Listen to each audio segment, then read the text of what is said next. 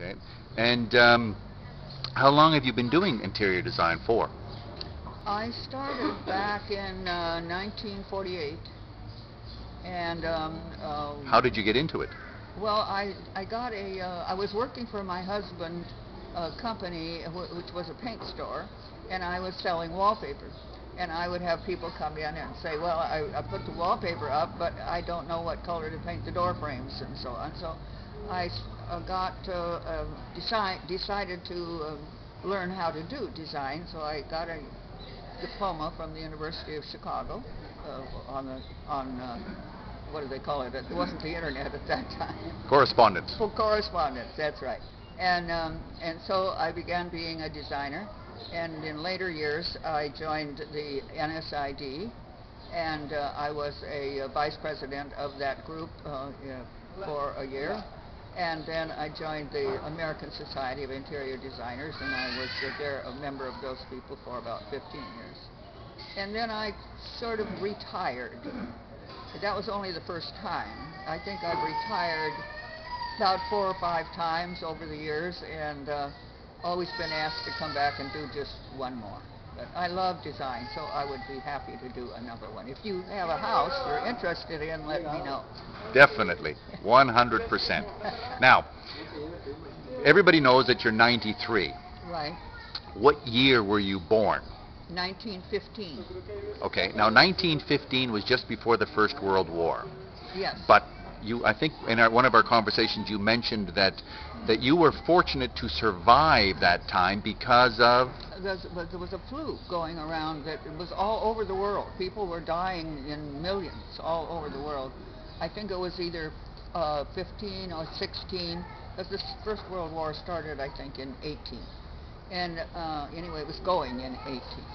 And I was, the whole family was ill. Your whole family was ill? My whole family were ill with the flu. But my mother was one of those women. My dad didn't believe in doctors, so my mother could never go to a doctor or take one of her kids to the doctor. She had to do it herself. And so that's where you got this thing about doctors. I think so. Well, it was my dad just kept, I didn't ever go to a doctor till I was 14, and I had an accident. I had a steam pressure cooker blow up, and one of my eyes still has a scar from that, and so I had to go to the doctor for that. But other than that, I didn't see a doctor till I was 19 years old, nor a dentist.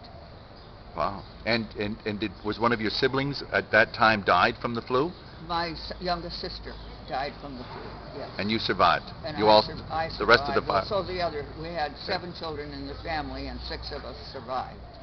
So it was, my mother was either a wonderful doctor or God was looking out, one or the other.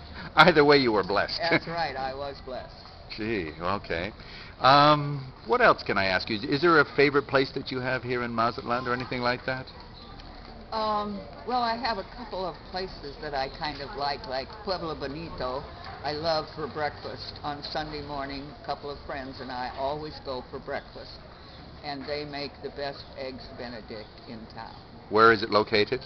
It's beyond the Golden Zone. It's in Gaviotas. Okay. And there are a couple of places that make biscuits and gravy for breakfast, but theirs is never as good as Mother made, so I don't go there too often.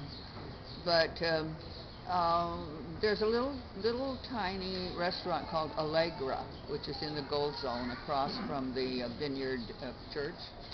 And we go there quite often for breakfast on Sunday morning, and they make wonderful, not pancakes, but waffles. Wonderful waffles. So, it seems like everything I do nowadays has something to do with food. Well, that's a big enjoyment. But I'm still not gaining anything. I only weigh 103 now, and I've been at that for 2 or 3 months. And the only other thing I can say is that, if you really want good bolillos, those French bread rolls, go to Sam's Club. They make the best one in their bakery. And anytime I get hungry, I just have one of those toasted with butter and honey and all kinds of good stuff on it. You're making me hungry right now. We just had lunch. Well, Ethel, I'd like to say, on behalf of everybody, thank you very much. This has been a pleasure, has been an honor. I mean, we've talked now for, must be, gee, oh, I would, 3 hours. more, maybe, we were, what time did we start, 2 o'clock? Yeah. And it's now 4:25, yeah, it's almost 3 hours and 20 minutes since we've been talking, and it's been fun. I've enjoyed every moment. and we haven't stopped, have we? No, we haven't. I mean, not even 1 minute was there silence. Either you talk a lot, and I'm a good listener, right? Let's put it that way. But I want to thank you very much You're welcome. giving me this time. My pleasure.